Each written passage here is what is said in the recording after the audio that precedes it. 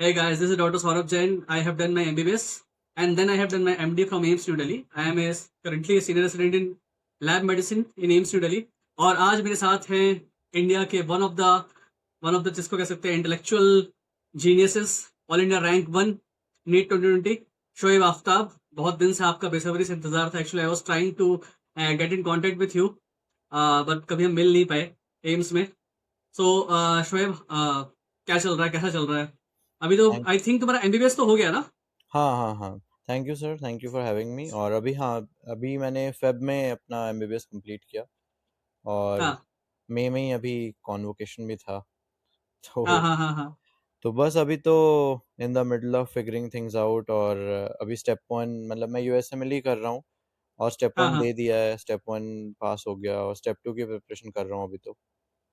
So I think you have done well there also, है ना? तो you did your I think internship there for 3 months हाँ, John Hopkins में, मैंने है क्लिनिकल ना? इलेक्टिव सारे कर लिए हैं। हाँ हाँ. मैंने हॉपकिंस में रिसर्च इलेक्टिव किया था ओके. और क्लिनिकल इलेक्टिव्स मैंने यूआईसी शिकागो है, university of Illinois in Chicago है, वहाँ पर मैंने क्लिनिकल इलेक्टिव्स किए थे। और फिर ओके. स्टेप 1 दिया मैंने और अभी तो स्टेप 2 प्रेप कर रहा हूँ। और कुछ रिसर्च पोजीशंस के लिए भी इंटरव्यू कर रहा हूँ। कुछ अच्छा मिला हाँ. नहीं है, वरना आई वुड हैव टेकन मतलब रिसर्च जॉब। तो अगर कुछ अच्छा मिलता है तो ले लूँगा, नहीं मिलता है तो सीधे-सीधे अप्लाई कर दूँगा स्टेप 2 करने के बाद। तो नहीं मतलब, लेकिन but you will go, you will finally shift to US ना? हाँ, यू विल गो. फाइनली तो यूएस में ही। मैं वही बोल रहा हूँ, जैसे क्या होता है ना कि रेसिडेंसी के लिए अप्लाई करने से पहले बहुत students 1 year of research job भी करते हैं। तो हाँ हाँ वही हाँ हाँ. तो, हाँ एग्ज़ैक्टली। तो मुझे अगर कोई अच्छा मिलता है तो मैं वो ले लूँगा, नहीं मिलता है तो डायरेक्टली रेसिडेंसी के लिए अप्लाई कर दूँगा स्टेप 2 देने के बाद। अभी तो यही प्लान है। डेफिनेटली. और बीच में अभी जैसे एम्स का जैसे नॉन एकेड जेआर जो होता है, हाउस जॉब जो होता हाँ है, हाँ हाँ वो करने का हाँ सोच हाँ. रहा हूँ अभी। और सो हाँ, बस यही है। Definitely, if you can join, if you join hmm. as a non-acad JR, I would love if you come to our department, lab medicine. हाँ, तब तो मतलब इंटरेक्शन करने का, सही बात है, मैं फ़िल कर दूँगा, लैब मेडिसिन फ़िल कर है दूँगा। ना? तो इट विल बिकम, मतलब we have one of the biggest lab in Asia, hmm, hmm, smart lab. Hmm. Hmm, hmm, कभी आओ हुँ, तो मैं तुम्हें दिखाऊंगा. Fully hmm, automated lab, it's a very good lab. So hmm. Shoaib, अभी right now you are also doing mentorship and I think for Unacademy you are also teaching physics, है ना? मैंने तुम्हारे फिजिक्स के वीडियोस भी देखे थे. Exactly. क्या तो था कि मेरे पास ना आफ्टर ग्रेजुएटिंग मेरे पास ऑप्शंस थे कि या तो मैं एम्स में नॉन एकेड जेआरशिप करता, लेकिन मेरा वो इलेक्टिव्स की वजह से थोड़ा लेट ग्रेजुएशन हुआ था। तो लेट हाँ ग्रेजुएशन हाँ. होने की वजह से जो फर्स्ट टर्म के लिए मैं एलिजिबल नहीं था, फर्स्ट वाला जो ओके. टर्म होता है। तो इसीलिए अब मैं घर पे बैठा हुआ था तो मेरे पास कुछ काम था नहीं। तो मैंने हाँ हाँ सोचा हाँ अनअकैडमी का ऑफ़र था मेरे पास काफ़ी टाइम से, पिछले साल से ही था, बट इंटर्नशिप हाँ तक तो हाँ काम करना पॉसिबल नहीं होता है। अब हाँ जैसे ही हाँ मेरा इंटर्नशिप खत्म हो गया, मैं घर पे था, मुझे लगा मैं पढ़ाई तो कर रहा हूँ, लेकिन पूरे दिन तो कोई नहीं पढ़ सकता ऑब्वियसली। अब एग्जैक्टली. 7-8 घंटे पढ़ने के बाद भी उसके बाद सैचुरेशन हिट हो जाता है और 7-8 घंटे पढ़ने के बाद पढ़ने का मन भी नहीं करता। तो कुछ काम करना था, तो अनअकैडमी का अच्छा ऑफ़र था कि बस घर पे ही रहना है, घर पे ही पूरा सेटअप है, स्टूडियो वगैरह, और वहीं पे पढ़ाना है। तो दैट इज़ व्हाई हाँ आई हाँ टूक दैट ऑफर और अभी स्टूडेंट्स को मेंटर कर रहा हूँ। उन्होंने मेरे को ऑप्शन दिया था कि जो सब्जेक्ट पढ़ाना है पढ़ा लो। हाँ हाँ यूजुअली आई हाँ वुड हाँ हैव सिलेक्टेड बायो आइडियली तो, हाँ हाँ बट क्या था कि मैं जब एज़ अ नीट एस्पिरेंट भी था तो मेरा फेवरेट सब्जेक्ट फिज़िक्स था। तो मुझे बहुत हाँ पसंद था फिज़िक्स, और फिज़िक्स में मैं अच्छा भी परफ़ॉर्म भी करता था हमेशा। दैट इज़ व्हाई मैंने हाँ हाँ सोचा हाँ कि हाँ. चलो फिज़िक्स ही पढ़ाते हैं। और अब तक तो चीज़ें सही चल रही है, मतलब स्टूडेंट्स को पसंद भी आ रहा है तो। सो नहीं, actually I like your style ना. जैसे मैंने देखा कि because it becomes very difficult. जैसे आपने आपने एक टाइम नीट किया, अब आपने छोड़ दिया, फिर अब आप एमबीबीएस लाइफ में आ गए. पहले 5-6 साल से आप इसी में लगे हुए हैं, फिर तुमने यूएस एमएलई का भी प्रिपरेशन किया. तो उसमें आपको और डेप्थ में जाना पड़ता है, कॉन्सेप्चुअल नॉलेज में. Then you hmm, were involve there, और अब तुम फिजिक्स पढ़ा रहे हो. So you have to go back to those fundamentals and the basics, और वहां से शुरू करना. And along with managing your step two. So tough it है, बिकम्स हाँ। क्वाइट डिफिकल्ट, बट मतलब यही चीजें होती है ना यार कि in India right now we are seeing that now we have an opportunity and the chance to do whatever we want. Hmm, because पहले नहीं तो किसी का एमबीबीएस करने के बाद फिजिक्स पढ़ाना, it would have looked very, मतलब बहुत अजीब सा लगता है. लेकिन बिल्कुल। Now it it has become so, है ना? You and I have seen your teaching also. Hmm, तुम हुँ। पढ़ाते भी बहुत अच्छा हो. थैंक मैंने यू, कुछ थैंक वीडियोस यू, देखे थे थैंक तुम्हारे यू, कॉल करके. Thank you. सो तो ये देखो हमारा जो ऑडियंस है, ये हमारे ऑडियंस में हर तरह के बच्चे हैं। कुछ बच्चे बहुत एक्सट्रीमली इंटेलिजेंट वाले भी हैं, कुछ बच्चे बिल्कुल एवरेज है। कल मेरे लाइव सेशन में ले रहा था तो बच्चों ने कहा कि सर आप शोएब आफ्ताब आपको लेकर के तो आएंगे, लेकिन इतने ब्रिलियंट बंदे से आप पूछेंगे तो क्या हमारे काम का कुछ निकल पाएगा? तो मैंने कहा नहीं नहीं, हम निकालने की कोशिश करेंगे, because we will start with very basic, सब कुछ ना कुछ अच्छा हम निकालेंगे। हम्म सो शोएब, जैसे तुम्हारी जर्नी क्लास 11th से शुरू हुई थी, right?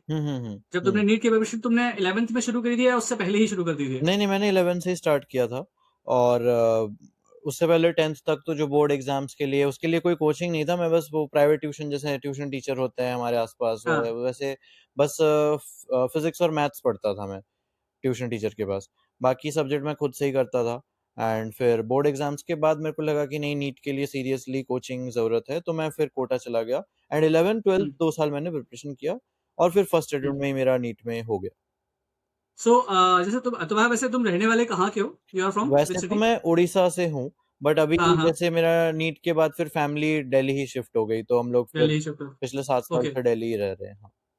So like when you were in 10th, okay, तो जैसे तुम्हारा बोर्ड कौन सा था उस समय क्लास 10th में? 10th में तो मेरा आईसीएसई बोर्ड था और ओके 12th में सीबीएसई। ओके। तो जैसे एक क्वेश्चन ना मुझसे बच्चे पूछते हैं, जो मेरा खुद का भी है ऑब्जर्वेशन बहुत लॉन्ग टाइम से, हम्म तुमसे अभी तक की जर्नी में क्लास 10th के मार्क्स कितने बार पूछे गए बहुत, हाँ, टिल नाउ? मतलब वो मेरे से भी बहुत पूछा जाता है। तो हाँ, 10th के मार्क्स मतलब मैटर तो नहीं करते हैं, नहीं बट करते बट या? थोड़ा कोरिलेशन है। मतलब अगर 10th में अच्छा परफॉर्म करते हैं तो यूजुअली लोग कर सकते हैं। मतलब जो इनफैक्ट ऐसा है कि मतलब जो नीट में अच्छा परफॉर्म करते हैं उनके 10th के मार्क्स तो अच्छे ही होते हैं। बट ऐसा उल्टा कोरिलेशन नहीं है कि जो 10th में अच्छा कर रहा है वो नीट में भी अच्छा कर जाए, क्योंकि ऐसे हाँ बहुत या। एग्जाम्पल्स है। सो मीन्स जब जैसे जैसे हम आगे बढ़ते जाते जर्नी में तो हमारा जो आने वाले टाइम के एग्जाम्स होते हैं, हम्म। उनकी प्रोपोर्शनली जो हमारा इंपॉर्टेंस होता है बढ़ते जाता है। मतलब किसी ने अगर नीट में बहुत अच्छा परफॉर्म कर लिया तो उसके 10th के बोर्ड्स का फिर उसके लाइफ में आगे ज्यादा कोई फर्क नहीं पड़ेगा। ये तो है, ये तो डेफिनेटली आई एग्री। और बहुत डिफरेंट भी एग्जाम्स होते हैं, सारे एग्जाम्स बहुत डिफरेंट होते हैं। मतलब जैसे हाँ। 10th के लिए आप अलग ही स्किल सेट चाहिए आपको। मतलब राइटिंग आपकी अच्छी होनी चाहिए, then how yes. You frame your sentences, how you frame your answer, subjective होता है ज्यादा। 12th बोर्ड्स भी सेम थोड़ा सब्जेक्टिव हो गया। फिर जैसे हम्म नीट तो प्योर एमसीक्यू हो गया, प्योर एकदम हम्म टाइमिंग बेस्ड और थोड़ा सा याद करने वाला भी हो गया, थोड़ा सा हम्म। एप्लीकेशन बेस्ड भी हो गया। देन फिर आप एमबीबीएस में आते हो, फिर से वापस से सब्जेक्टिव हो जाता है। वापस से यस। हाँ, देन यस फिर यस। आप कोई अगर कॉम्पिटिटिव एग्जाम प्रेप करते हो, नीट पीजी हो गया, आईएनआई हो गया, फिर ये हमारा जैसे स्टेप्स हो गया, तो फिर से वापस से वही अलग स्किल वापस सेट से हो आप गया, एमसीक्यू पे चले जाते हो एमसीक्यू हो गया। या? तो हाँ, ऐसे तो अल्टरनेट होते रहता है, तो मोर और लेस मतलब you have to prepare for every exam differently. So Shoaib, जब तुमने क्लास 11th में जब तुमने ज्वाइन किया था, जब तुमने हम्म प्रिपरेशन शुरू करी थी, तो तुम्हारा अप्रोच क्या था from the very first day? या तुमने क्या स्टार्टिंग से तुम्हारा टारगेट यही था कि मुझे एम्स दिल्ली ही पहुंचना है, या यू स्टार्टेड प्रिपेयरिंग और धीरे धीरे करके कॉन्फिडेंस आया कि मुझे एम्स दिल्ली जा सकता हूं मैं? नहीं, सो नहीं, व्हाट वर योर बिल्कुल। अप्रोच? मतलब मैं जब पहली बार गया था तो इनफैक्ट मेरे को कोई आइडिया नहीं था। जैसे मैं 10th ओके। में क्या था ना कि मेरे 10th में जब मैं था तो मेरी क्लास मतलब मेरे स्कूल में एक लाइक हमारी सीनियर थी, वो 12th में थी एंड वो नीट प्रिपरेशन कर रही थी। तो मेरे मेरे पूरे स्कूल में 1 या 2 ही स्टूडेंट ऐसे नीट प्रिपरेशन कर रहे थे और वो हमारे सिटी में ही थी। एंड उसको हम लाइक उनको हम बहुत ज्यादा आइडियल मानते थे, क्योंकि she was good okay. At everything almost. मतलब वो हेड गर्ल भी थी, she was good at sports और वो सब में she was very good. And उनको हम लोग आइडियल मानते थे। एंड बट फिर वही हुआ कि उनका भी जब नीट हुआ तो उनका हुआ नहीं।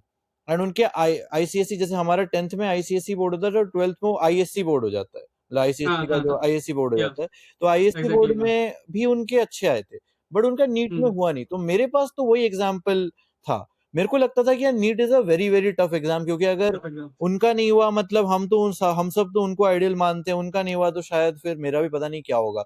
तो वह आउट ऑफ, हम्म और ये भी एक और रीजन था कि मैंने सोचा कि फिर तो कोचिंग जाना ही जाना है। मतलब अगर इनका हम्म। नहीं हो रहा है, ये इतने ब्रिलियंट स्टूडेंट थे, तो फिर मेरा तो कुछ भी नहीं हो पाएगा। मेरे को ऐसा लगा था कि अगर मैं हाँ हाँ कोचिंग नहीं हाँ। करूंगा तो मैं कोचिंग करने गया। कोचिंग में भी मेरे को थोड़ा मतलब ऐसा फीलिंग कभी नहीं हुआ कि मैं अच्छा परफॉर्म करूंगा, बिकॉज मेरे आसपास ऐसे स्टूडेंट थे जो कोई 7 से कोचिंग कर रहा है, कोई 8 से कोचिंग कर रहा है। हाँ तो थोड़ा टफ एग्जैक्टली। था मेरे लिए स्टार्टिंग में।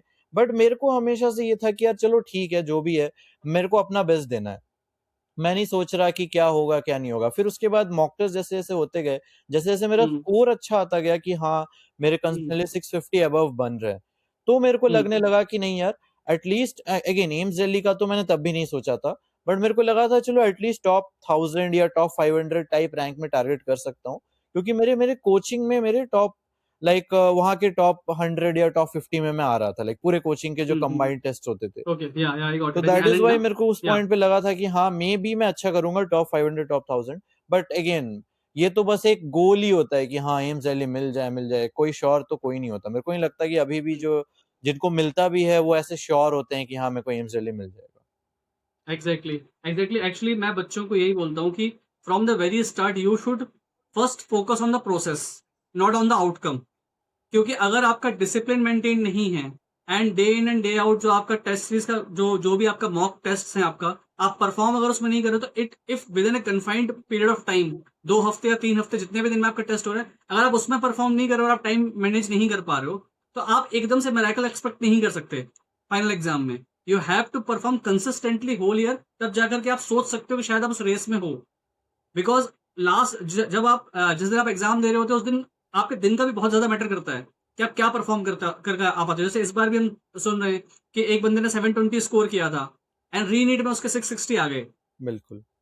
सो it depends on day also. So Shoaib, कितने टेस्ट के बाद तुम्हें अप्रोक्सीमेटली अंदाजा होना शुरू हो गया था कि you are different and you can मतलब crack this exam and you can clear this exam and with a good rank? मतलब टू बी ऑनेस्ट ये रियलाइजेशन तो कभी हिट नहीं हुआ कि हाँ मैं डिफरेंट हूँ। बट मतलब हमारा एक वो लाइक जो कोचिंग में ये यूजुअली प्रैक्टिस होता है कि जो अच्छा परफॉर्म कर रहे होते हैं उनको उनका एक ग्रुप बनाया जाता है। तो हमें हाँ। अलग से पढ़ाया नहीं जाता था, हम सेमी क्लासरूम में बैठते थे। बट वही है कि हमें अलग हम्म, से थोड़े बहुत रिसोर्सेज प्रोवाइड किए गए थे कि थोड़ा टफ लेवल के जो प्रैक्टिस हम्म, रिसोर्सेज है ये तुम कर लो। एंड हमारे अलग से हम्म, टेस्ट भी होते थे। बट हमें ओके। पढ़ाया उस सेमी क्लासरूम में जाता था। ऐसा नहीं होता था कि हमें अलग कर दिया, हमारा अलग बैच बना दिया। वो भी प्रैक्टिसेस होते हैं कुछ किसी किसी कोचिंग में, हाँ, बट हाँ, मेरे कोचिंग हाँ, में हाँ। ऐसा नहीं था। मेरे कोचिंग में we used to stay in that same class जो हम स्टार्टिंग से पढ़ रहे थे। और मेरा वो लास्ट तक वही क्लासरूम रहा, मतलब जो मैं स्टार्टिंग में था। परफॉर्मेंस बेस्ड मेरे क्लासरूम में कोई अपग्रेड नहीं था ओके, या ऐसा कुछ ओके। बैच में कोई अपग्रेड नहीं था। बट टू बी ऑनेस्ट जब मैं उस ग्रुप में आया, जब उनके अलग से टेस्ट होते थे, तो मेरे को थोड़ा हम्म, लगता था कि चलो यार एटलीस्ट मैं टॉप 500 लाइक तो मैं कर सकता हूँ। बिकॉज मेरे इनके में लाइक जो अच्छे रैंकर्स के ग्रुप में भी मेरे अच्छे आ रहे हैं, लाइक टॉप 50 उसमें भी हाँ, आ रहा है मेरा। तो मेरे को लगा कि अगर यहाँ मेरा टॉप 50 बन रहा है, तो टू बी ऑनेस्ट जैसे हमारा जो कोचिंग था वो बहुत पॉपुलर कोचिंग था। बट उसमें लाइक ऐसे टॉप 100 में 15-20 बच्चे होते ही थे। तो मेरे को लगता था कि हम्म, अगर मैं इस रेशियो से भी चलूँ, अगर मेरे यहाँ हम्म, टॉप 50 में रैंक आ रही है, तो मतलब वहां पर मेरे एटलीस्ट नीट मेन एग्जाम में टॉप 500 रैंक आ सकती है। अनलेस अगेन जो एग्जाम डे वाली बात आपने कही कि एग्जाम हाँ, डे कुछ ऐसा मेजर चेंज ना हो या मेजर कुछ मिस्टेक ना हो जाए, जो कि होता है आई बिलीव। मतलब लक का भी है टू बी ऑनेस्ट। जैसे टॉप 500 में जितने भी लोग हैं, आई फील कि उनका जो भी प्रिपरेशन लेवल हो गया, इंटेलेक्ट हो गया, देर ऑलमोस्ट द सेम। बट वही सेम, एग्जाम डे में क्या आता है नहीं आता, वो थोड़ा लक पे भी होता है। And AIR 1 yes. तो काफी हद तक like I think is luck based, मतलब like Some, yeah, it may be luck based, but your hard work also is there. And I sometimes now I have seen that luck always favors the brave. Exactly मतलब मतलब तुम्हारे prepared बहुत सारे जो mind, हाँ senior, मतलब जो कहते हैं ना कि या Fortune favours the prepared mind, तो वैसा हो गया। जैसे तुम्हारे बहुत सारे जो सीनियर्स थे उनसे भी मेरी बात हुई थी, तो कुछ जब तुम्हारे तो काफी सीनियर होंगे जो मेरे दोस्त थे। सो उस समय एम्स में जीके वगैरह आता था, तो वो कहते थे कि यार हमने लास्ट के 2 दिन जो जीके का पढ़ा वही एक्चुअली एग्जाम में आ गया।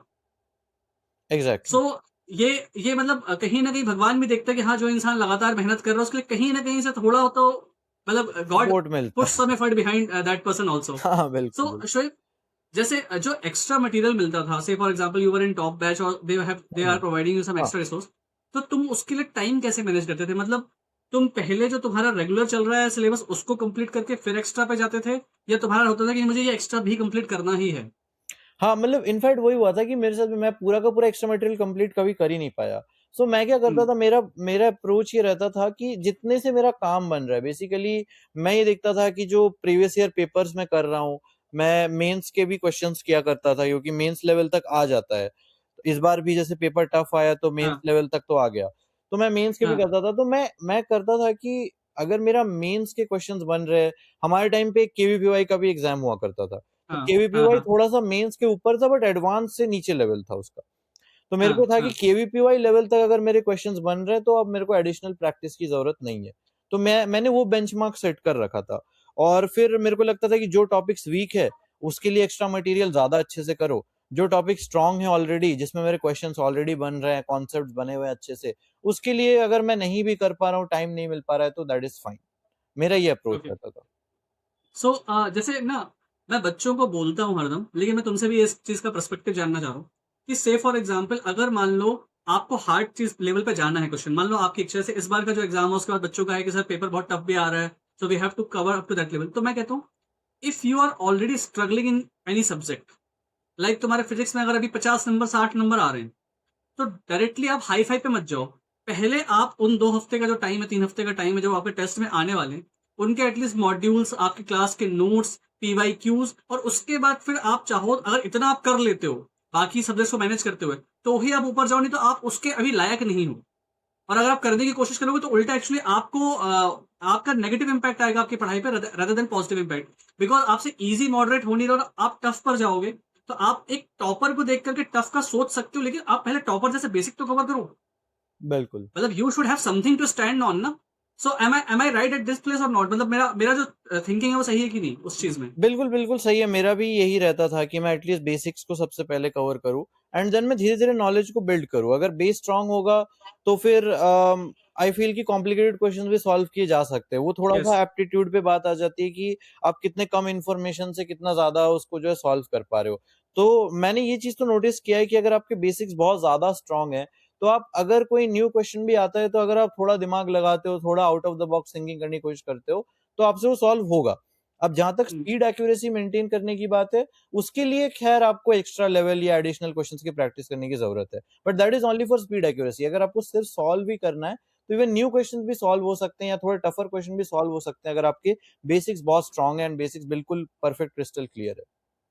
तो शोएब, जैसे तुम्हारा क्लासेस के बाद तुम टाइम कैसे मैनेज करते थे, तुम्हारा शेड्यूल क्या रहता था, किस टाइप से तुम मैनेज करते थे चीजें? तो मेरा शेड्यूल ये रहता था कि रो बहुत सिंपल सा मैंने ऐसा कोई परफेक्ट टाइम टेबल नहीं बनाया था कि मेरे को ये इस टाइम पे ये करना है, इस टाइम पे ये करना है। मैंने सोचा कि जो रोज़ का काम है वो रोज़ करूँगा। ये हमारे टीचर्स भी कहते थे हाँ। कि रोज़ का काम रोज़ कर लिया करो। तो जो भी मेरे कोचिंग में बताया जाता था कि हाँ, आज ये पढ़ा पढ़ा दिया गया। क्लासेस को मैं सबसे पहले फटाफट एक बार रिवाइज़ करने की कोशिश करता था कि आज क्लास में ये पढ़ाया गया। एंड ये मैक्सिमम स्टूडेंट्स गलती करते हैं, वो मिस कर देते हैं। बट ये बहुत इंपॉर्टेंट है। ऐसा नहीं कि क्लास में एक बार पढ़ लिया तो हो गया। अगर आप सेम डे पढ़ लोगे ना उसे, तो बहुत लॉन्ग टर्म तक रिटेंशन बना रहेगा, क्योंकि उस दिन पढ़ा एग्जैक्टली है, या। उस दिन सुना है क्लास में एंड उस दिन सब कुछ समझा भी है, तो ऑब्वियसली मैक्सिमम चीज़ें ऑलरेडी याद है। तो अगर आप उसी दिन रिवाइज़ कर रहे हो तो बहुत कम टाइम लगेगा। वर्सेस अगर उसको बैकलॉग में छोड़ दोगे, 1 हफ्ते बाद पढ़ोगे, तो ऑब्वियसली ज़्यादा टाइम लगेगा, क्योंकि मैक्सिमम चीज़ें क्लास की भूल चुके होगे, क्लास में क्या बताया था कुछ याद नहीं आएगा। तो कम टाइम में मैं सेम दिन कर देता था और क्वेश्चन प्रैक्टिस या मॉड्यूल जो भी होता था उससे रिलेटेड वो कर लेता था। 2 घंटे मैं सेव करता था, ताकि मैं कोई अगर मेरा बैकलॉग है या कोई मेरा अगर अपकमिंग टेस्ट है, तो 2 आवर्स में उसको दूँ। तो 4 आवर्स मेरा करंट सिलेबस में जाता था, जिसमें प्रैक्टिस प्लस क्लास वर्क हो गया, और 2 आवर्स में बैकलॉग या क्वेश्चन प्रैक्टिस या फिर अपकमिंग टेस्ट के लिए प्रैक्टिस करता था। सो अप्रोक्सीमेटली कितना आवर्स डेली तुम पढ़ाई करते थे apart from coaching? Apart from coaching 6 hours. मैं हमेशा सबको ये रिकमेंड करता हूँ कि 6 आवर्स मोर देन इनफ है।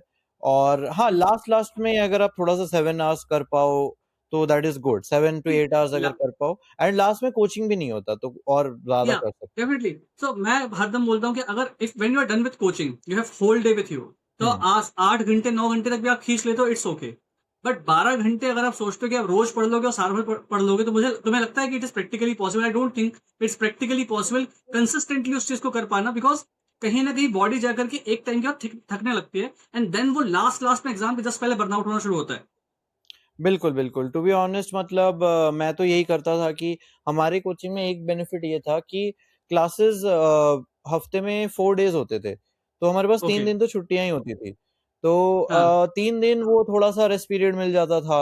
और अगर ये 4 डेज़ जब कोचिंग है, 6 आवर्स ऑफ कोचिंग हो गया एंड देन उसके बाद अगर मैं 5 आवर्स भी पढूँ, तो भी हम्म। मैं जो बीच के 3 दिन है उसपे मैं 9 आवर्स पढ़ के रिकवर कर सकता हूँ। 9 टू 10 आवर्स पढ़ लूँ मैं हम्म। एंड देन मेरा फिर भी लाइक काफ़ी टाइम है। अगर आप 8 टू 9 आवर्स पढ़ रहे हो, अगर किसी फ्री डे जहाँ पर आपका कोचिंग नहीं है, तो अगर आप उस दिन 9 घंटे पढ़ रहे हो, उसके बाद अगर आप खाना-पीना सब कुछ हटा भी देते हो, तो स्टिल सोने वाला टाइम भी काट देते हो, still you have 4-5 hours left. तो 4-5 आवर्स में आप थोड़ा चिल कर सकते हो। इट्स नॉट कि मैं हमेशा एग्जैक्टली। रिकमेंड करता हूँ कि शॉर्ट फॉर्म कंटेंट मत देखो, रील मत देखो, शॉर्ट्स हाँ। मत देखो। उससे क्या होता है कि डोपामाइन स्पाइक हो जाता है और फिर क्या होता है ना, पढ़ने का मन नहीं करता है। मतलब उसके बाद जस्ट बाद आप रील देखोगे, शॉर्ट्स देखोगे, तो उसके जस्ट बाद आप पढ़ने का इंटरेस्ट नहीं आएगा आपको। तो इसीलिए मैं ये एग्जैक्टली। रिकमेंड नहीं करता। मैं कहता हूँ कि यार आप दोस्तों से बात कर लो, फैमिली से बात कर लो, है ना? या फिर बैडमिंटन वगैरह खेल सकते हो जो एक्चुअल गेम्स होती है। उस टाइप से चीजें सही है। म्यूजिक भी लोग सुनते हैं, that is also okay, but again ये वेब सीरीज ये सब बहुत एडिक्टिव होती है। क्या होता है ना, वेब सीरीज में जैसे एंडिंग में बहुत अच्छा हुक होता है, तो आप एक एपिसोड पे कभी रुक ही नहीं पाओगे, फिर दूसरा भी देखोगे, तीसरा भी देखोगे। तो इसलिए डिस्ट्रैक्शन जितना हो पाए मिनिमाइज करना है। यस एग्जैक्टली, मतलब एक्चुअली क्या होता है कि मैं कहता हूँ कि अगर तुम्हें एंटरटेनमेंट करना है, कोई सिटकॉम देख लो जिसका 20 मिनट का एपिसोड होगा, तुम खत्म कर सकते हो उसको। बिल्कुल बिल्कुल। एटलीस्ट एक कंटिन्यूएशन रहता है उसमें थीम का, तो आपका दिमाग स्टेबल रहता है। रील्स में क्या होता है, यू आर कंटिन्यूसली, आपके थॉट्स चेंज हो रहे हैं बार बार। कुछ टाइम बाद, आधा एक घंटे के बाद आपका दिमाग इतना एग्जॉस्ट हो जाएगा कि आपको वहां से रिकवर करने के लिए अगला 1 घंटा रेस्ट चाहिए। Exactly exactly, that's what and I feel as well. So एक तो जब क्लास 11th में तो आपकी जैसे क्लासेस रही होंगी 3-4 दिन पर वीक, क्लास 12th में भी ऐसे ही था, तीन नहीं चार नहीं, दिन ही क्लास 12 में पर वीक। 5 डेज हो गया था। जैसे क्लास 11 में 4 डेज ओके। थे, क्लास 12 में 5 डेज हो गया था, but still it was 5 days. मतलब ऐसा नहीं कि पूरे ओके। हफ्ते क्लास हो रही है या वीकेंड्स पे भी हो रही है। वीकेंड्स हमारा पूरा ऑफ रहता था, सैटरडे संडे दोनों। Okay. That is why we had a lot of time कि हाँ चलो प्रिपरेशन हो जाएगी। एंड अगर बाई चांस तुम्हारा कोई बैकलॉग छूटता था, तो उसके लिए तुमने अपना डेडिकेट कर रखा था कि 1 से 2 घंटे का टाइम मैं रोज बचा के रखूंगा। एग्जैक्टली, मतलब सो एक तो मैं टारगेट करता था कि हो ही ना बैकलॉग, हो ही जैसे कि ना। रोज का काम रोज वाला जो फिलॉसफी है। बट हम्म, बैकलॉग्स मेरे इसलिए बनते थे क्योंकि टेस्ट की वजह से, क्योंकि टेस्ट के जो पिछला वाला वीक होता था, वो वीक में हाँ। बहुत कम करंट का पढ़ पाता था, क्योंकि मेरे को टेस्ट, मेरा पूरा फोकस फिर टेस्ट पे हो जाता था। क्योंकि टेस्ट हाँ। परफॉर्मेंस ऐसा है ना, वो आपके कॉन्फिडेंस को लाइक डिक्टेट करता है कि अगला मेरा 3 हफ्ता एग्जैक्टली। 4 या 4 हफ्ता जो जब तक भी अगला टेस्ट ना हो, तब तक मेरा हम्म। कॉन्फिडेंस कितना रहेगा। अगर मेरे अच्छे आ हम्म। रखे होंगे तो मेरे को लगेगा कि हाँ, I am doing things right. क्या होता है ना, हम्म। बहुत बार वो सेल्फ सेल्फ डाउट भी आने लगता है। यस अगर एग्जैक्टली या। हमेशा कम मार्क्स आएँगे मेरे, तो मेरे को खुद हाँ पे हाँ। सेल्फ डाउट आने लगेगा कि यार मैं सही में चीज़ें सही कर रहा हूँ या नहीं। तो इसलिए लास्ट वीक तो मैं प्रॉपर डेडिकेटेड अपने टेस्ट के लिए पढ़ता था कि यार प्रॉपर, भले ही मेरा करंट थोड़ा कॉम्प्रोमाइज़ हो रहा है, मैं ये अगले हफ्ते रिकवर कर लूँगा आफ्टर टेस्ट। बट अभी मेरा प्रायोरिटी टेस्ट होना चाहिए, क्योंकि अगर टेस्ट में खराब आ गए तो फिर कॉन्फिडेंस गिरेगा, और कॉन्फिडेंस गिरेगा तो फिर पूरा प्रिपरेशन ही खराब हो जाएगा। एग्जैक्टली, उसको that is called as something called as frame of reference. Hmm, actually जब आप कर रहे होते हैं ना कोई काम, आपको पता होता है कि अच्छा मैं दूसरे लोगों के कंपैरिजन में ऐसा कर रहा हूँ, और मैं इतने सारे लोगों के बीच में इतना अच्छा परफॉर्म कर रहा हूँ, तो मतलब मैं जिस दिन ऑल इंडिया का एग्जाम भी देने जाऊंगा, तो मुझे पता है मेरा पेपर अच्छा गया, मतलब मैं किस किस से कंपटीशन में हूँ, और मेरा पेपर खराब हो तो सबका ही खराब हुआ होगा, बिकॉज मैं बिल्कुल, बिल्कुल। ऑलरेडी इतना कर रहा था। ठीक है। एंड दिस, ये जो एक बार एग्जाम निकालेंगे तो कॉन्फिडेंस होता है ना, ये लाइफ में हर जगह काम आता है। Like you have tried so many things, as per I know you have tried startup, you have tried teaching, you are teaching physics right now, so this all confidence come when you know that you are different or you can do something different if you try. Okay, so definitely हाँ। बिल्कुल, बिल्कुल। Sure. मतलब मैंने यही देखा है, जैसे कि लोग ये भी देखते हैं ना कि जो अच्छे इंस्टीट्यूट्स हो, आईआईटी हो गया, एंड लोग हम्म। वहाँ पे ज़्यादा रिस्क लेते हैं, स्टार्टअप करते हैं, बहुत सारी चीज़ें करते Yes, हैं, exactly. सिंगिंग करियर अपना बना लेते हैं, बहुत अच्छा भी कर रहे होते हैं उसमें। एंड टू बी ऑनेस्ट वो कॉन्फिडेंस इसलिए आ रहा है बिकॉज़ उन्होंने लाइफ़ का एक इम्पोर्टेंट एग्ज़ाम क्रैक कर रखा है। तो उनको पता है कि हाँ, आई नो कि अगर मैं किसी चीज़ में डेडिकेटेडली जाऊँगा तो I can do it. And वो एक Yeah, एक टफ फाइट है जो अगर आप करते हो तो एक इमेंस एक बूस्ट आता है कि हाँ, आई कैन डू एनीथिंग। तो वो भी बहुत exactly. मतलब थ्रू आउट योर आगे का जर्नी वो कैरी ऑन होता है। जैसे मैंने तो बहुत कुछ किया, मैंने अपने पहले यूट्यूब चैनल पे बहुत काम किया है, अभी भी एक्टिव है मेरा यूट्यूब चैनल। एंड देन फिर मैंने स्टार्टअप वगैरह जो भी किया, पहले मेंटोरशिप का हम एक प्लेटफ़ॉर्म रन करते थे, फिर अब्रॉड रिलेटेड एक प्लेटफ़ॉर्म अभी भी रन कर रहे हैं हम लोग। तो बहुत सारी चीज़ें, इंस्टाग्राम पे भी अभी मैं कंटेंट डालना मैंने स्टार्ट कर दिया है। तो बहुत सारी चीज़ें की है, बट अगेन वही है कि एक कॉन्फिडेंस था कि हाँ, समडे व्हेन आई रिटर्न कि हाँ, मेरे को जब एकेडमिकली फोकस होना रहेगा तो I can still do it. और यही चीज़ स्टेप 1 के बाद भी मेरे को लगा कि हाँ, मैं अभी भी एकेडमिक्स में अच्छा हूँ, बिकॉज़ मैंने डेडिकेटेडली अगर देखा जाए तो 3 से 4 महीने बस पढ़ा था स्टेप 1 के लिए। बट स्टिल मैंने हम्म, क्रैक कर दिया, तो मेरे को पता है कि हाँ, अगर मैं like someday I come back to full on focused studying तो मैं अच्छे से कर लूँगा। तो मैं थोड़ा बहुत exactly. अगर मैं बाकी चीज़ों में भी टाइम दे रहा हूँ तो I can still manage. Yes, and actually ना, we need guys like you in this country. Okay, because ना मुझे लगता है कि सिर्फ अगर आप पढ़ाई करते रहोगे ना कॉलेज में भी, अगर आप एक्सप्लोर नहीं करोगे, तो फिर ना वो चीज डेफिशिएंसी आपकी लाइफ में आगे जाके आपको बहुत अखरेगी। बिकॉज अगर आप ये जो कर रहे हो कर करके अब वो ये लाइफ, मतलब आई थिंक कि पढ़ना एक स्किल है जो आपको आ गया। अब आप उस स्किल को और रिफाइन कर करके और जितने भी चाहे एग्जाम निकाल सकते हो, लेकिन अगर आपने दूसरी चीजें ट्राई नहीं करी ना, तो आपको हरदम कहीं ना कहीं लगेगा कि मैं ये करके कभी देखा ही नहीं।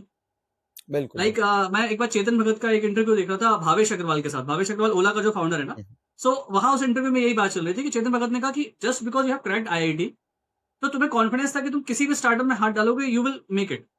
क्योंकि जो स्टार्टअप में स्टार्टिंग में काम करना पड़ता है उसका पढ़ाई से कोई लेना देना नहीं है।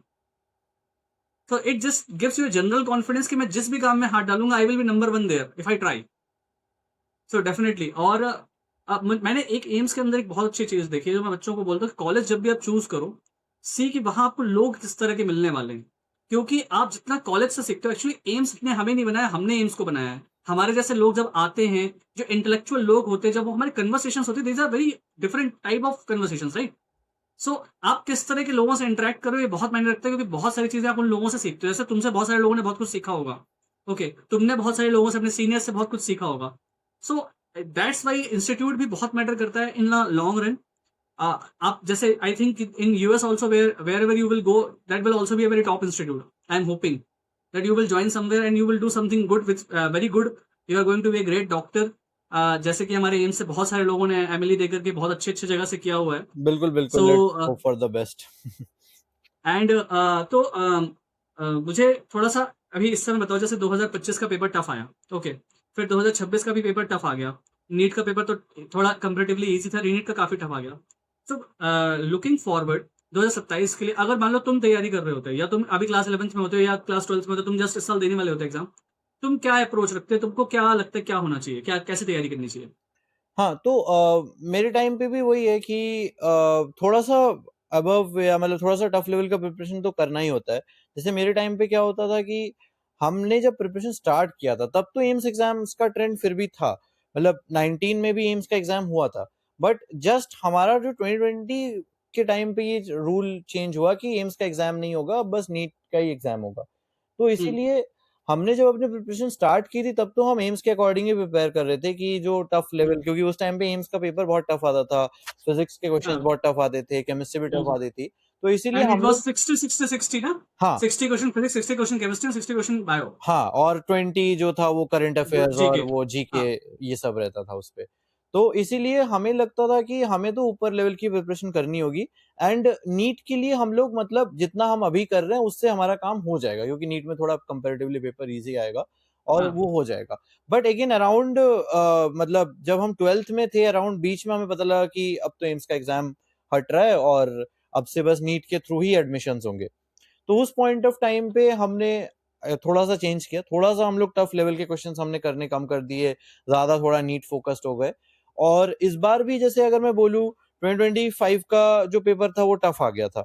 तो उसके बाद सारे स्टूडेंट्स ने उस चीज़ को गेज करते हुए अपना जो है टफ पेपर के अकॉर्डिंग प्रिपरेशन तो बिल्कुल की होगी लोगों ने। इसीलिए जैसे इस बार भी रीनीट के टाइम पे भी जब कट ऑफ प्रेडिक्शंस की बात थी, स्टार्टिंग में सबने कट ऑफ जो प्रेडिक्ट किया था वो अराउंड 540 किया था। मैंने खुद अपने एक आध शॉट में 540 प्रेडिक्ट किया था, बट फिर जब बाद में सबको पता लगा कि 700 के अबव इतने स्टूडेंट्स आ रहे हैं, सबने अपने कट ऑफ प्रेडिक्शंस हाँ। चेंज किए। मैंने खुद बोला कि यार मैंने खुद पहले 540 बोला था, अब मैं कह रहा हूँ कि मेरे को नहीं लगता 540 जाएगा, थोड़ा हायर ही जाएगा, 570 के आसपास गवर्नमेंट कॉलेज का कट ऑफ जाएगा। तो आई बिलीव कि प्रिपरेशन हमेशा थोड़ा-सा ऊपर लेवल करना चाहिए, एंड वो स्टूडेंट्स ने किया भी है इस बार। हम्म। और 2027 के लिए भी आई बिलीव लोग कर भी रहे हैं और करना भी चाहिए। थोड़ा-सा ऊपर लेवल का प्रिपरेशन, यानी कि आप इतना तो करो कि फिजिक्स और केमिस्ट्री में एटलीस्ट आप मेंस लेवल के क्वेश्चंस को एटलीस्ट आराम से कर पाओ। अगर आप इतना कर लेते हो then you can be sure कि हाँ चलो, नीट में मैं at least above that selection marks जो होता है 600 अबव या 650 अबव, अगर और अच्छा कॉलेज चाहिए तो 650 अबव, तो ये मैं टारगेट कर पाऊँ, उसके लिए ये बहुत इंपॉर्टेंट है। लाइक जैसे अभी ना मेरे पास बच्चों के मैसेजेस आते हैं, जिन बच्चों के, जैसे जिस किसी बच्चे के अभी आ रहे हैं 500 सवा 500 नंबर है ना, 525 के आसपास आ रहे हैं। अब वो बच्चा थोड़ा डिलेमा में है कि सर मेरा होगा नहीं होगा, स्टेट से भी मिलेगा नहीं मिलेगा, और मैं कहता हूँ कि वेट करो अभी। लेकिन अब यही बच्चा जब रीनीट के जब प्रिपरेशन के लिए जाएगा 2027 की, तो मैं इनसे कहता हूँ कि तुम्हारी प्रिपरेशन एक्चुअली हो चुकी है। You just need question practice. अगर आप फिर से वापस से पूरा लेक्चर देख, क्योंकि अगर सोचो, मतलब अगर तुम ऐसे बच्चे को क्या सलाह देना चाहोगे जिस बच्चे का ऑलरेडी वो बॉर्डर पे पहुंच गया है, अब वो इस साल सोच रहा है कि मुझे 2027 में फिर से एग्जाम देना है, एंड मैं उसको हरदम यही बोलूंगा कि तुमको दी बेस्ट कॉलेज का टारगेट करना चाहिए, बिकॉज आप इस पोजीशन में हो कि आप कर सकते हो साल भर में। तो ऐसे बच्चे को तुम क्या सलाह देना चाहोगे? What would you suggest? हाँ, बॉर्डरलाइन वालों का आपने बिल्कुल सही कहा कि उनका प्रिपरेशन मेजरली तो हो गया है। तो अब उनको क्या करना है कि एक तो आइडेंटिफाई करना है कि क्या-क्या वीक एरियाज़ ऑलरेडी थे उनके। बैकलॉग कोई चैप्टर अगर था या कोई वो जो बाकी मार्क्स गए तो किसमें गए। तो वीक एरियाज़ और बैकलॉग्स पे ही बात होगी mainly and revision mainly question practice के थ्रू ही होगा। और जहाँ तक अगेन जो बिल्कुल याद करने वाली चीज़ें वो तो ऑब्वियसली रिवाइज़ करने पड़ेंगे। जैसे बायो हो गया वो तो या पूरा का पूरा रिवाइज़ करना पड़ेगा। इनऑर्गेनिक केमिस्ट्री पूरा का पूरा रिवाइज़ करना पड़ेगा। बट जैसे फिज़िक्स हो गया, फिज़िकल केमिस्ट्री हो गया, ऑर्गेनिक केमिस्ट्री ये सब मेनली क्वेश्चन प्रैक्टिस के थ्रू ही होने वाला है। एंड इनफैक्ट बायो वगैरह में भी उनका मेजरली जैसे याद जो होता है वो क्वेश्चन प्रैक्टिस के थ्रू ही होता है क्योंकि आप पैसिवली अगर किसी बुक एग्जैक्टली को कितना भी पढ़ लो आपको इतना याद नहीं होता वर्सेस अगर आप क्वेश्चन कर करके कर रहे हो तो ज्यादा याद होता है आपको। एग्जैक्टली सो जैसे बायो के लिए तो मैं बच्चों को बोलता हूँ जिनके बायो में इस बार ऑलरेडी 330 340 आ रहे थे और लेकिन उनका फिर भी नंबर बॉर्डर लाइन पे है, क्योंकि उनका फिर मैं कहता हूँ तुम बायो को ये मान के चलो तुमको ऑलरेडी आती है, तुमने जहां छोड़ा था वहीं से शुरू करो। रोज एक फुल सिलेबस टेस्ट दो बायो का, keep on giving till and, जहां प्रॉब्लम है वहां पर रिवाइज करो बायो, अपना स्कोर मेंटेन करो ताकि तुम bulk of the time physics chemistry को दे पाओ। बिकॉज बिल्कुल बायो आपका जो आपको आता है उसके पीछे क्यों पढ़ रहे हो, जो आपको नहीं आता उसके पीछे जाओ, क्योंकि अभी साल भर पहले टाइम है। लास्ट में नहीं तो फिर क्या होगा, फिजिक्स केमिस्ट्री छोड़ के फिर बायो के पीछे पढ़ोगे क्योंकि बल्क स्कोर वहीं से निकलना है। So exactly. एंड एक एक बात बताओ, जैसे व्हाट डू यू थिंक, जैसे मुझे लगता है कि NEET PG is comparatively easier in comparison to NEET UG, what do you think? NEET if PG comparatively easier than UG in the sense कि कंपटीशन के सेंस में आई वुड डेफिनेटली से कि और एक और चीज ये भी होती है ना कि जब आप नीट पीजी दे रहे हो आप थोड़ा सा एश्योर्ड हो कि हाँ मतलब हाँ बेसलाइन मेरा जो करियर है that is kind of set और मैं अगर एज एमबीबीएस भी हूँ तो मैं एक डॉक्टर ऑलरेडी हूँ। तो फिर ये आप पे एक ऑलरेडी कॉन्फिडेंस होता है तो आप उसके अकॉर्डिंग पढ़ाई कर रहे होते हो फिर। बट यूजी में क्या है कि जो स्टूडेंट एक तो बहुत यंग होता है लाइक आप 16-17 ईयर्स के हो तो इसीलिए जो एंजाइटी हो गया एंड जो सेल्फ डाउट हो गया है ना जो चीजें कि एक एक डर रहता है हमेशा कि मेरा कुछ भी करियर अभी सिक्योर नहीं है मतलब फ्यूचर का मेरा क्या होगा मुझे नहीं पता। प्लस ये जो थोड़ा सा फील्ड भी है ना जैसे अगर आप पीसीबी ले लेते हो तो आपके पास ज्यादा ऑप्शंस नहीं होते जैसे जो ऑप्शंस नहीं होते, यस। इंजीनियरिंग फील्ड वाले हैं उनके पास है हजारों ऑप्शन है कि उनको पता है कि अगर मेरा आईआईटी नहीं हुआ तो एनआईटी होगा एनआईटी नहीं हुआ तो यार चलो ट्रिपल आईटी हो जाएगा या लोकल, हाँ, कहीं से भी करके हम we can reach exactly up to that level अगर हाँ हम बाद में मेहनत कर लेंगे तो। बिल्कुल हाँ बाद में मेहनत करेंगे फिर मास्टर्स में कर लेंगे या एमबीए में अच्छा कर लेंगे या हाँ कोई हाँ कोई ना हाँ कोई हाँ एग्जैक्टली। अपॉर्चुनिटी है उनके पास भी लेकिन हाँ हाँ हाँ उनके पास एक टियर सिस्टम है कि हाँ या नहीं तो यहाँ। बट यहाँ पर क्या है कि एक तो टॉप हो गया एमबीबीएस उसके बाद हाँ फिर जो करियर ऑप्शन है वो बहुत या तो लो पेइंग है या फिर उसमें like as conventionally Indian society में इतना प्रेस्टीज एसोसिएटेड नहीं है। सिम नहीं है, हाँ लाइक या तो एग्जैक्टली। इसीलिए लोग इतना प्रेफर करते नहीं है तो उनको यही है कि या तो डॉक्टर ये ऑल और नथिंग वाला सीन है। तो इसीलिए बहुत ज्यादा प्रेशर भी होता है उस स्टूडेंट पे। तो ये ऑलरेडी एक यंग स्टूडेंट है 16-17 ईयर्स का है एंड ही और she has a lot of pressure career का दबाव है। प्लस पेरेंट्स का रहता है कि हमने मोस्टली मिडिल क्लास स्टूडेंट्स ही प्रिपेयर करते हैं तो पेरेंट्स का रहता है कि हमने या किसी ने लोन लेकर कोचिंग करवाया है किसी ने अपनी जमीन सेल करके कोचिंग करवाई है कोई एग्जैक्टली हाँ ड्रॉप कोई ड्रॉप है तो ड्रॉप भी इसीलिए लिया गया बिकॉज एक और या तो उनका कुछ लोन लेकर के उन्हें ड्रॉप लेना पड़ा है तो it it has a lot of मतलब background associated with it. But यहाँ पर आपका बैकग्राउंड क्या है कि you are already a doctor तो चलो कुछ नहीं हुआ अगर नीट पीजी में अभी नहीं हुआ तो 6 महीने हाउस जॉब कर लेंगे हाँ 6 महीने किसी हॉस्पिटल में नौकरी कर लेंगे या नहीं भी करते हैं अगर घर पे भी बैठ रहे हो तो एज अ डॉक्टर बन के आप बैठ रहे हो तो ऐसा नहीं है कि आपका करियर कहीं जा रहा है। लाइक 6 महीने बाद भी अगर आप प्रैक्टिस में एंटर करते हो तो ऐसा कुछ नहीं है कि आपका लाइक लाइफ में कोई मेजर चेंज आने वाला है तो एंड हम्म एंड मुझे एक चीज और लगती है कि जब आप लाइफ का फर्स्ट एग्जाम दे रहे होते हो ना, नीट यूजी जो है, उस टाइम पर आपके पास ना कोई रेफरेंस पॉइंट ऑफ रेफरेंस नहीं होता, क्योंकि आपने कभी पहले जीवन में कुछ किया नहीं है बहुत बड़ा। एक बार आप कर लेते हो, आपको पता है कि ठीक है इतना तो मेरी हैसियत है, अब मैं जाऊंगा इससे ऊपर ही जाऊंगा।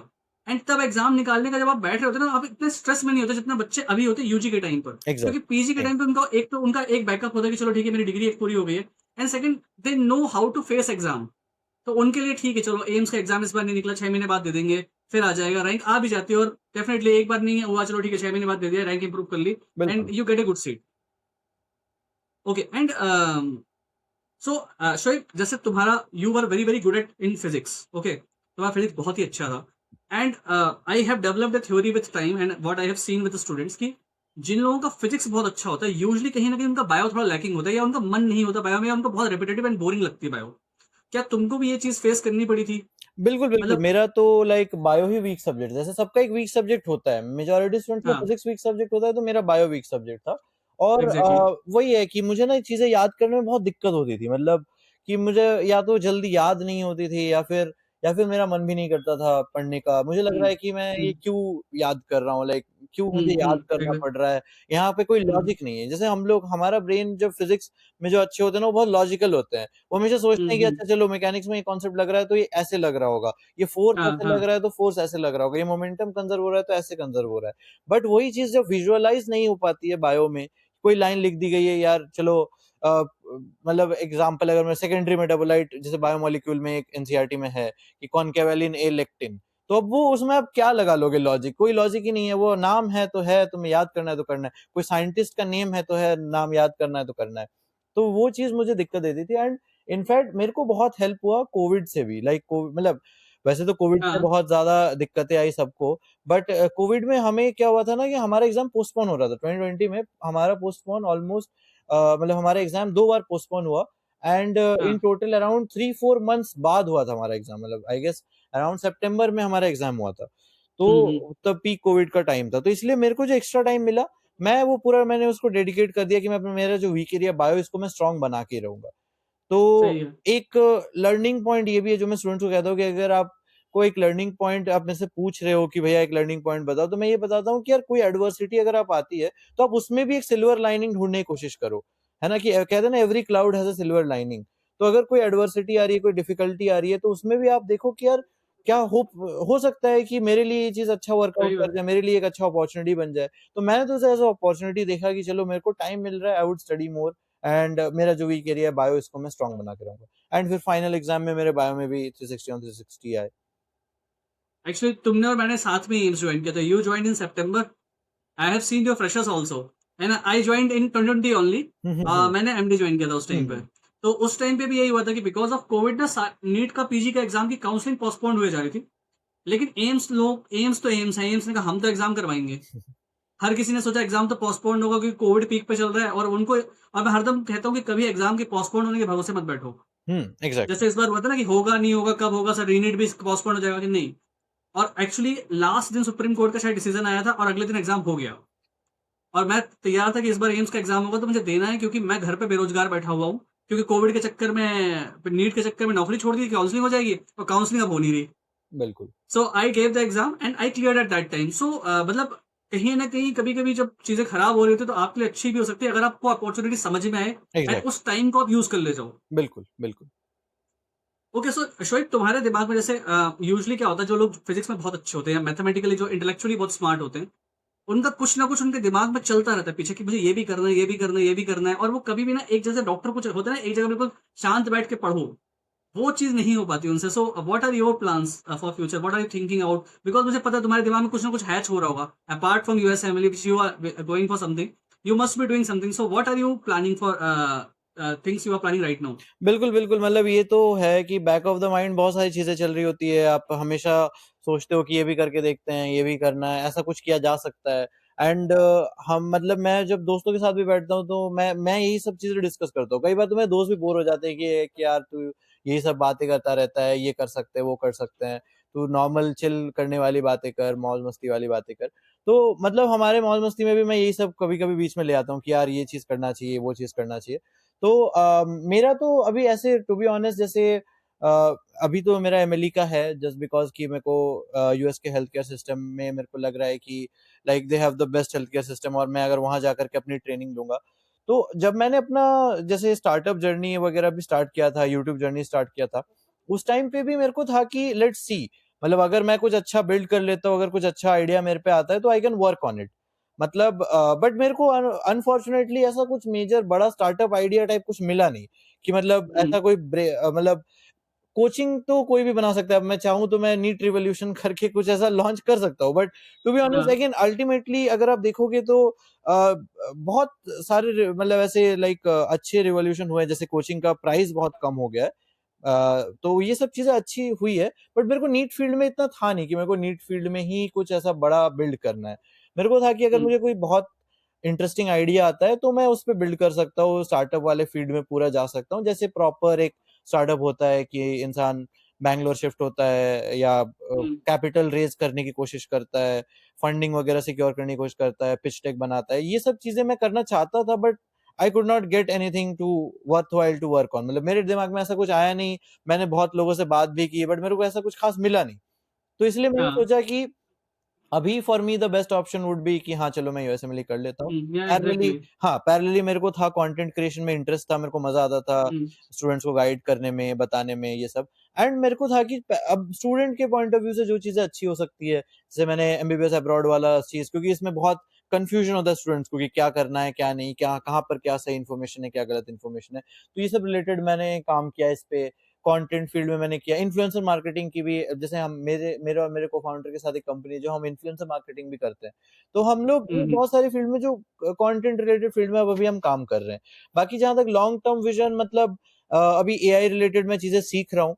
And hmm, something maybe if I find out something worthwhile to work on, maybe long term future में समथिंग रिलेटेड विथ मेडिसिन और एआई का उसके साथ कुछ करके अगर कुछ मिलता है तो I will definitely work on. But वही है कि मैं I did not want to you know waste my time, या फिर ऐसे बहुत स्टूडेंट्स ऐसे बहुत क्रेजी टाइप के होते हैं, वो ड्रॉप आउट वगैरह भी कर देते हैं। बट मेरे को ऐसा हम्म, कुछ मिला ही नहीं। मतलब if I would have found something great जिस पर मैं एकदम लाइक अपना 100% दे हम्म। सकूं, then I would have definitely given, to be honest. But मेरे को ऐसा कुछ मिला Yes, नहीं। But I am always planning, I am always trying to search for something या लाइक एक्चुअली ना, दैट्स एक्चुअली शोएब, तुम बिल्कुल ना एक जो एक एंटरप्रेन्योर जो होता है ना, उसके माइंड सेट तुम बता रहे हो कि you are trying different thing, कि साइड में कुछ स्टार्ट करते हैं। अगर किसी चीज ने स्पीड पकड़ ली तो एग्जैक्टली। फिर मैं अपना कोर वर्क को ड्रॉप करके उस पर जा सकता हूँ, लेकिन जब तक मुझे कुछ मिल नहीं जाता बिल्कुल। ऐसा सॉलिड, तब हाँ, तक I will stick to what I am good at, and exactly. I will continue this just like Bill Gates did with Microsoft. Okay, exactly, he मतलब हाँ क्रिएटेड बहुत माइक्रोसॉफ्ट। सारे एंटरप्रेन्योर्स हैं जिन्होंने लाइक अब मोस्टली अपना डे जॉब किया, but फिर उनको जब मिला कुछ वर्थवाइल तो they switched and they came full time into that.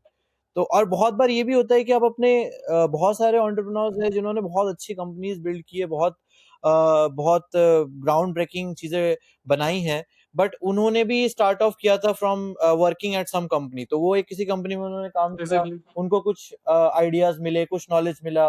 Like जैसे अगर आप इंडिया में ही देखोगे तो आई थिंक जो जोमेटो के जो फाउंडर हैं दीपिंदर गोयल, आई थिंक वो बीसीजी में या समथिंग कोई कंसल्टिंग कंपनी में काम कर रहे थे। एंड वहां पर वो मेन्यू कार्ड से ऑर्डर होता था, मेन्यू कार्ड्स होते थे बहुत सारे अलग अलग, उस पर कॉल करके ऑर्डर होता था। तो उन्होंने सबसे पहले उसको एक वेबसाइट पे पुट अप कर दिया था कि इस वेबसाइट पे आप जाओ और स्क्रॉल करके मेन्यू कार्ड देख करके आप ऑर्डर कर सकते थे। देन वहां से उनको आइडिया मिला कि चलो ऐसा कुछ बना सकते हाँ, हैं। देन वहां से दैट्स हाउ जोमेटो स्टार्टेड। तो वो भी like he did all of his education. So not every entrepreneur is like कि आईआईटी ड्रॉप आउट या फिर ऐसे। या एग्जैक्टली। हाँ, तो नॉट तो because everyone figures it's, it out या at the start. it's an open market, you can start from anywhere, it's up to you. But exactly. I feel, and what do you think about this? I think that in India we are so much focused only on the education part, that जो और जो core parts है हमारी life के, चाहे वो हमारी health हो, चाहे फाइनेंशियल एजुकेशन हो, चाहे एंटरप्रेन्योरशिप हो, या anything that will develop your brain, हमारे पेरेंट्स ना तो उस बात पर ध्यान देते हैं और ना ही बच्चों में अवेयरनेस है कि उनको ऐसा करना चाहिए। Like you said that you will be studying about AI, right? हमारा तो नहीं है इंजीनियरिंग फील्ड, लेकिन तुम तब भी पढ़ रहे हो because you know that somewhere world is going in that direction, right? बिल्कुल। So what do you think, मतलब मुझे लगता है कि हमारे एजुकेशन सिस्टम में कहीं ना कहीं बहुत लैक है, कि हम एटलीस्ट फाइनेंशियल एजुकेशन और वो जो लाइफ स्किल्स है वो हम नहीं सिखा रहे, जो हाँ, हम खुद कर करके सीख रहे हैं, डेफिनेटली। राइट? मतलब टू बी ऑनेस्ट लोग इतना सपोर्टिव भी नहीं है एंड समझते भी हाँ, नहीं है इस चीज को। इनफैक्ट लाइक इंडियन सोसाइटी में थोड़ा सा है कि जो पेरेंट्स का रहता है कि हमारा जो बच्चा है वो बस पढ़ाई ही कर ले। मतलब एज हम, मतलब हमारे जनरेशन के पेरेंट्स का यही थिंकिंग रहा है कि हाँ, बस एग्जैक्टली, हाँ, पढ़ाई ही हो जाए तो फिर सही है। एंड पढ़ाई नहीं कर रहा है तो कुछ भी कर रहा है, that is not worth it. हाँ, एंड ये भी एक रीजन है कि स्पोर्ट्स ऑल्सो इतना इंकरेज नहीं किया जाता। लाइक हाँ, अभी जैसे हमारे इंडिया में क्रिकेट इज वेरी गुड, है ना, बट बाकी हम्म, स्पोर्ट्स इतना डेवलप नहीं है। एक रीजन ये भी है कि ग्राउंड लेवल पे इतना एनकरेजमेंट ही नहीं है, इतना मोटिवेशन ही नहीं है, इतना सपोर्ट ही नहीं है। एंड अगर आपका जो कोर सपोर्ट सिस्टम है, जो आपके पेरेंट्स है, अगर वही आपको बहुत ज्यादा सपोर्ट नहीं करेंगे इन सब चीजों के लिए, तो ऑब्वियसली आप नहीं कर पाओगे। और आपका मन भी नहीं करेगा इतना करने का। टू बी ऑनेस्ट, जैसे खुद से फिगर आउट करना ही एक तरीका है। और हाँ, अभी जैसे हेल्थ रिलेटेड भी होती है, तो जैसे हमारा जो डाइट एंड ऑल है, जैसे इंडियन डाइट बहुत प्रोटीन डेफिशिएंट होता है, ठीक है? ये या चीज़ जैसे स्टडीज़ ने भी प्रूव किया है, बट अगेन हम लोग इतना इस चीज़ पे ध्यान नहीं देते हैं। एंड अगर आप किसी को लाइक कन्विंस करने की भी कोशिश करोगे तो they will come out with 500 new things कि यार नहीं इस पे ये है, इस पे ये है, तुम्हें तो मतलब थोड़े से ट्रेडिशनल व्यूज को ज्यादा प्रायोरिटाइज किया जाता है जो पुराने जनरेशन से। But again Gen Z is changing that, और हमारे जनरेशन के लोग they are more open to ideas, they are more open to या हेल्थ एंड फिटनेस, और ये सब कंटेंट क्रिएशन हो गया, डिस्कशन हो गया, ये सब। like right now we know that India is a diabetes capital of world. Right now अगर मैं तुम्हें एम्स की बात बताऊं तो जो भी जैसे मैं तो लैब में वर्क करता हूँ तो हमारे सामने सैंपल्स की वैल्यूज आती हैं. So many of the residents in AIIMS also are prediabetic. Okay, and they will convert that. This thing will, if not taken care of, will convert into diabetes within 5 to 10 years. बिल्कुल बिल्कुल So हम जब class 10 से अपने preparation 11 से शुरू करते हैं, इतना ज्यादा लंबे टाइम तक बैठे रहते हैं एज ए मेडिकल स्टूडेंट, और हमारा वो जर्नी चलता है अगले 10 साल तक. बिल्कुल अगर हम इतने बीच में कुछ खुद के लिए टाइम ना निकालें, थोड़ा बहुत भी फिजिकल एक्टिविटी करने के लिए, तो ultimately we are going to suffer the consequences. जिस दिन तक हम डिग्री पूरी करके बैठ पाएंगे, फ्री हो पाएंगे, तब तक पता चला कि हमारा शरीर ही साथ नहीं दे रहा. एग्जैक्टली तो ये भी एक चीज जरूर मोटिवेट की जानी चाहिए बच्चों के अंदर कि they should exercise at least 15 minute करो, लेकिन करो जरूर. और आदत डाल के रखो स्टार्टिंग से. एग्जाम के जस्ट पहले करना शुरू करोगे तो हाथ पैर दुखेंगे. आप वो चीज साल के स्टार्टिंग से ही कर सकते हो, थोड़ा थोड़ा करके, कि आपकी बॉडी को उतनी. And this thing also helps in the examination hall. Actually आपकी ब्रीदिंग स्लो डाउन हो जाती है जब आपका फोकस बढ़ता है तो. And if you are working out then it definitely helps in the exam also. So Shoaib, कुछ चीजें मुझे तुमसे और पूछनी थी. Like what are your opinion on the NCERT physics. जैसे इस बार फिजिक्स का पेपर इतना टफ आया, तो तुमको क्या लगता है एनसीईआरटी फिजिक्स की जानी चाहिए, और की जानी चाहिए तो किस लेवल तक पे की जानी चाहिए? एनसीईआरटी फिजिक्स इसीलिए इम्पोर्टेंट है क्योंकि जो कोर सोर्स मटेरियल है वो एनसीईआरटी ही है, चाहे वो फिजिक्स हो, केमिस्ट्री हो, बायो हो। एंड हमारे टाइम से ये ट्रेंड आया था कि डायरेक्ट फिजिक्स की एनसीईआरटी से भी क्वेश्चंस आने स्टार्ट हुए थे। तो अराउंड हमारे टाइम ऐसा स्टार्ट हुआ था, क्योंकि उससे पहले तक फिजिक्स वाज ऑल अबाउट कि कितना क्वेश्चन प्रैक्टिस आप कर पाओ एंड कितने अच्छे लेवल के क्वेश्चंस आप कर पाओ। बट हमारे टाइम से जैसे कॉपर की कंडक्टिविटी वाला ग्राफ आ गया था सीधे सीधे एनसीईआरटी से उठ के, तो वो ग्राफ्स हो गया या फिर कुछ कुछ डायग्राम्स हो गए, कुछ एप्लीकेशन बेस्ड चीजें हो गई, जो अगर आपको आपने सिर्फ न्यूमेरिकल क्वेश्चंस किए हैं तो न्यूमेरिकल क्वेश्चंस में आपको वो चीजें नहीं पता लगती है। तो थोड़ा बहुत थ्योरी बेस्ड क्वेश्चन प्रैक्टिस करने के लिए एनसीईआरटी फिजिक्स इंपॉर्टेंट है। एंड जो सॉल्व्ड एग्जांपल्स होते हैं, बहुत बार नीट में उससे क्वेश्चन आते हैं। इसके अलावा आई थिंक जो numerical based question practice, obviously आप एनसीईआरटी फिजिक्स के बियॉन्ड ही एक लेवल करना चाहोगे। आप चाहोगे कि जेईई मेंस या उसके भी अगर मैं एक लेवल अप थोड़े क्वेश्चंस प्रैक्टिस कर पाऊं, दैट इज ओके। बट जो थ्योरी वाला फाउंडेशन है या जो कॉन्सेप्ट वाला फाउंडेशन है, वो आपका एनसीईआरटी फिजिक्स बना सकता है, ठीक ठाक लेवल पे बना सकता है। और एप्लीकेशन बेस्ड या डायरेक्ट एनसीईआरटी बेस्ड कोई क्वेश्चन है तो वो भी एनसीईआरटी फिजिक्स से बिल्कुल आ सकता है नीट में।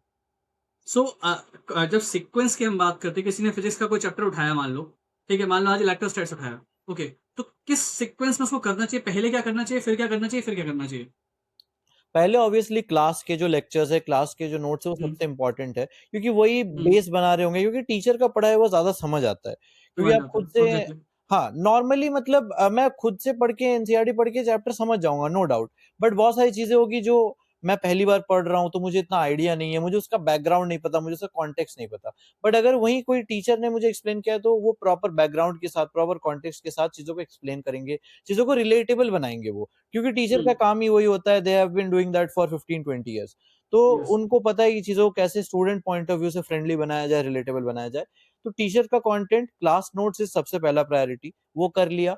देन टीचर बताते हैं कि ये डीपीपी कर लो या ये क्वेश्चन प्रैक्टिस यहाँ से मॉड्यूल में वो मार्क करवा देते हैं यूजुअली, कि अगर तुम्हारा कोचिंग मॉड्यूल है तो बता देंगे कि 1 to 50 तुम्हें करना है।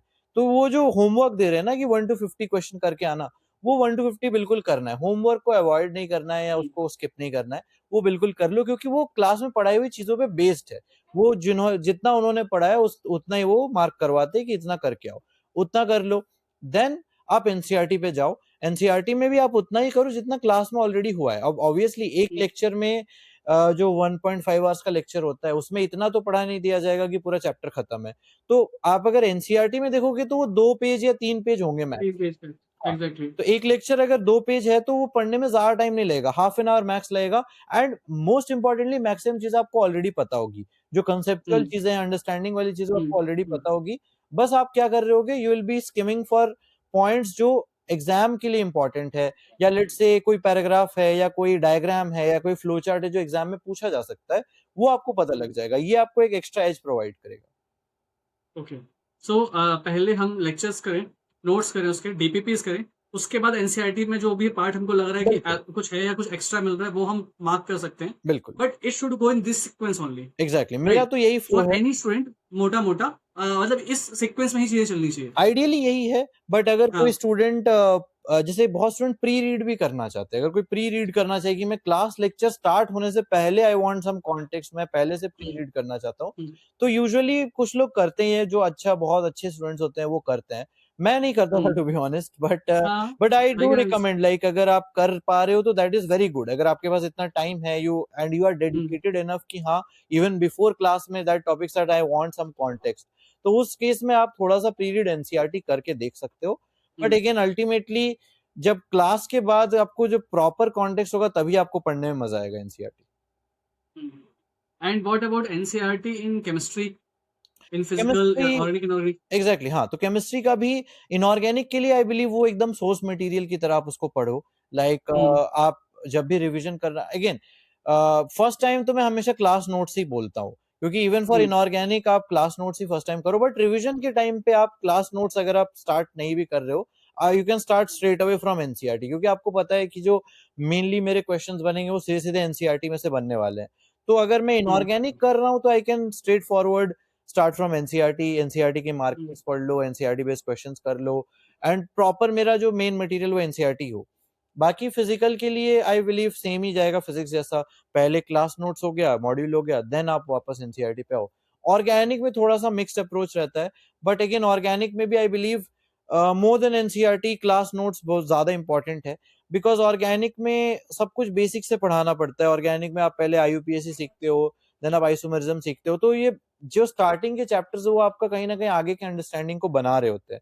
तो आईयूपीएसी हो गया, आइसोमेरिज्म हो गया, देन रिएक्शन मैकेनिज्म आ जाता है, तो M effect, H effect, I effect सीख रहे हो, एसिडिक स्ट्रेंथ, बेसिक स्ट्रेंथ सीख रहे हो। ये सब चीजें अगर आपको बेसलाइन ऑलरेडी आती होगी, आइसोमेरिज्म आता होगा, रिएक्शन मैकेनिज्म आता होगा, जिसको जीओसी 1 कहते हैं, तो जीओसी 1 अगर आपको आता होगा, तभी आप रिएक्शंस को कर पाओगे, तभी आपको समझ आएगा कि यार ये रिएक्टेंट इसके साथ रिएक्ट करके ये प्रोडक्ट क्यों बना रहा है, अगर ये मतलब न्यूक्लियोफिलिक अटैक है तो ये क्यों हो रहा है, ठीक है, ये इलेक्ट्रोफाइल है तो ये क्यों ऐसे काम कर रहा है। तो ये चीजों का कॉन्टेक्स्ट आपको इन्हीं से मिलेगा, तो वो बेसलाइन आपको इतना करना है, तो वो बेसलाइन टीचर्स ही करा पाएंगे, एंड सिर्फ एनसीईआरटी पढ़ के आपको उस लेवल का कॉन्टेक्स्ट नहीं मिलने वाला। तो एनसीईआरटी इंपॉर्टेंट यहाँ भी है, बट मेन रिसोर्स आपका थोड़ा सा टीचिंग एंड टीचिंग के नोट्स होने चाहिए। यस। एंड तुम्हारे हिसाब से एक क्लास 12th के बच्चे को किस टाइम तक अपना कोर्स खत्म कर लेना चाहिए बिफोर बोर्ड्स, या कब तक हो जाना चाहिए उसका एक बार सिलेबस एटलीस्ट? बिल्कुल, तो मेरे कोचिंग में मैंने अपने कोचिंग को फॉलो किया था, तो हमारे में तो अगस्त सितंबर के आसपास 12th खत्म हो गया था, तो that was okay. Very fast.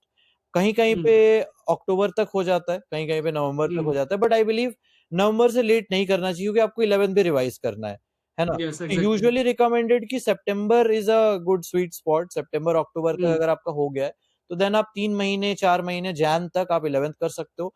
Feb से तो अगेन बोर्ड्स आने वाले हैं आपके, तो आप तो प्रॉपर 12th ही पढ़ोगे। तो हाँ। एटलीस्ट यू नीड 4 मंथ्स कि आपका 11th हो पाए, तो इसीलिए August September is a good time to finish. सितंबर एंड तक यूजुअली लोग टारगेट करते हैं, बट हमारे कोचिंग में तो बहुत फास्ट था, तो हमारा तो अगस्त के एंड में ही हो गया था। एक्चुअली जितना आप नीट की प्रिपरेशन में ये है कि आप जितना पहले शुरू कर दो और जितना जल्दी खत्म कर लो, उतना आपको टाइम मिल जाता है। बिल्कुल। और ड्रॉपर्स जो हैं, like you have not taken a drop, so you will not, you can not understand that feeling actually, hmm. Exactly. But अगर मान लो तुम ड्रॉप ले रहे होते, तो तुम क्या टारगेट करते? मतलब यूजुअली व्हाट वुड हैव? हाँ, मैं वही बोल रहा हूँ कि एक तो मैं डेफिनिटली रिकमेंड करता हूँ कि कुछ ना कुछ कोचिंग आपके पास होना चाहिए, बिकॉज़ क्या है ना कि आपको एक डिसिप्लिन और स्ट्रक्चर मिल पाता है।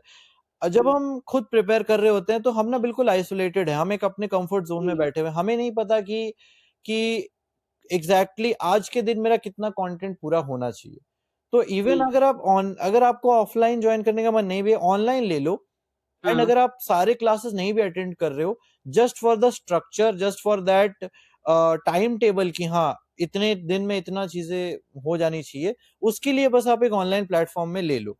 हाँ। बिकॉज़ जो ड्रॉपर्स बैचेज़ होते हैं इवन इन ऑनलाइन प्लेटफ़ॉर्म्स, उनमें क्या होता है, पहले या तो वो 11th करवाते देन बाद में 12th करवाते, यूजुअली यही होता है, पहले 11th करवाते देन 12th करवाते। बिल्कुल। तो वो स्ट्रक्चर बहुत इंपॉर्टेंट है कि कितने टाइम में 11th हो जाना चाहिए, 11th के हम्म, अंदर भी कितने टाइम में कौन से चैप्टर्स हो जाने चाहिए। तो वो चीज ना हम्म, खुद से कभी आ ही नहीं पाती। अगर मैं खुद से करूंगा तो क्या पता मैंने इतना लेट कर दिया 11th कंप्लीट करने में, मेरा 12th ही नहीं हो पा रहा है ना। हाँ, तो भले ही अगर आपको चीजें आती हो, आप क्लासेस स्किप कर सकते हो कि हाँ चलो मेरे को हम्म, मैकेनिक्स मेरा बहुत स्ट्रांग है, मेरे को मैकेनिक्स हम्म, में कोई दिक्कत ही नहीं, कोई नहीं, मैकेनिक्स स्किप कर दो।